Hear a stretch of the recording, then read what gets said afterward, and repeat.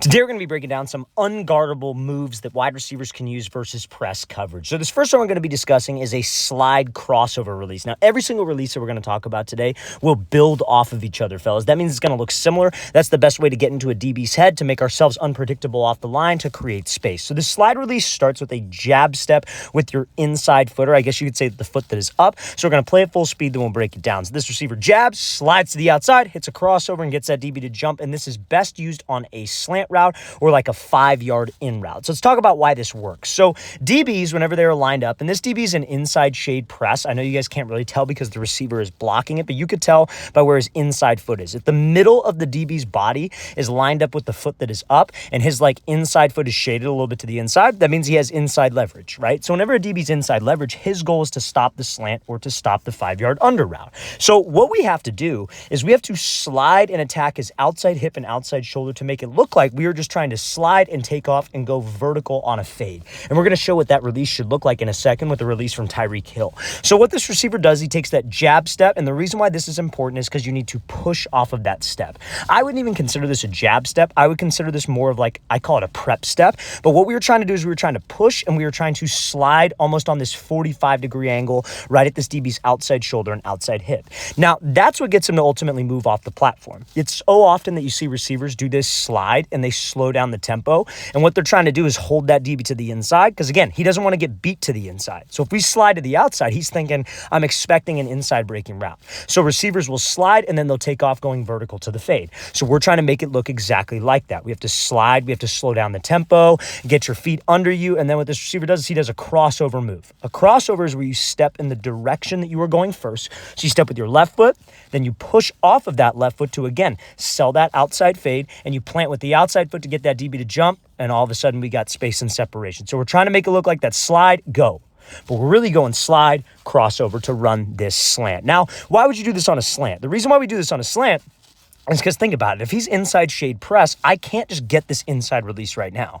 If we try to just give him like some quick jab step with my outside foot and then go, this DB is taught, do not give up the inside. So what we have to do is we have to attack his outside shoulder and outside hip. Is this the only way to do it? No, but this is a great way to do it because it builds into other routes. And that's what we're ultimately going to be showcasing next and discussing next. So the first release is a slide crossover release. We take this prep step with the inside foot, we jab, we push off of it and slide on this 45, and then we hit that crossover. Let's play at full speed. So he jabs, hits a cross, gets that DB to jump, and then we run on that slant. So now let's take a look at this slide go release here from Tyreek Hill. This is what builds into that crossover. Remember, guys, we want to make all of my releases look similar, as that's how we're unpredictable. But before we show this release, fellas, if you are a wide receiver or even a quarterback and you would like to train with us this offseason, we are going to be traveling out to 14 more states across the entire U.S. for 2-day-long QB and wide receiver training camps. So, fellas, check out that very first link in the description below if you are interested in signing up. We already had our camp in San Francisco, California. Then we'll be coming out to Orlando, Florida. That camp is completely sold out, but then we'll be heading out to Phoenix, Charlotte, Austin, Las Vegas, Seattle, Chicago, Newark,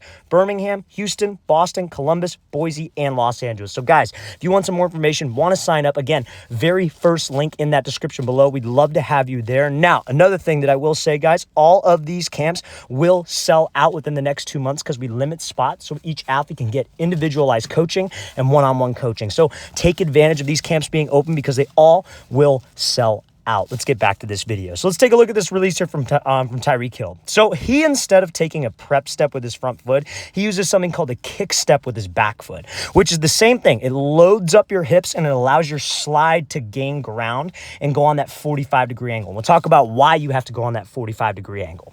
So he comes off the ball, he slides, that DB jumps to the outside, so Tyreek Hill reacts and takes the inside release, and then he just outruns the coverage. That's great use, obviously, of his speed. Obviously, not everybody's as fast as Tyreek Hill, but this can apply. So what Tyreek Hill wants to do off the ball here is he's hoping that this DB just sits to the inside and holds his leverage, right? Because Tyreek Hill has so much speed, all he needs is a step on this guy.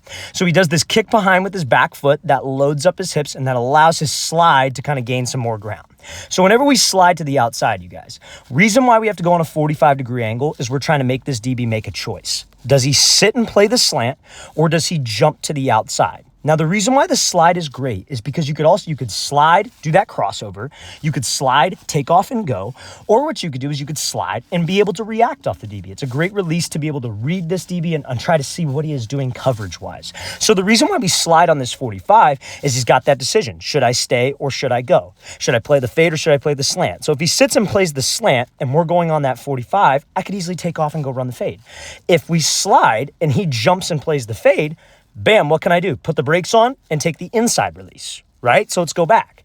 Now, the reason why, if we were to slide flat, that DB could sit inside shade, then we go up vertical, and he could cut off my angle because I am not attacking vertical. With press releases, you guys, it's all about manipulating space and taking the right type of angle. So we slide off the ball, slide vertical, he takes it away, bam, I react. If he doesn't take it away, I just slide and take off and run. So let's play this again full speed. So that slide and go or slide and react release is one of the best ways that you get separation off the line and truly be unguardable because you're unpredictable. So now let's talk about a slant route again, you guys. So we have inside shade press, we have to run a slant. I would say this is for probably longer developing slant routes, like maybe like an RPO. Does anybody know what an RPO is? RPO is run, pass, option.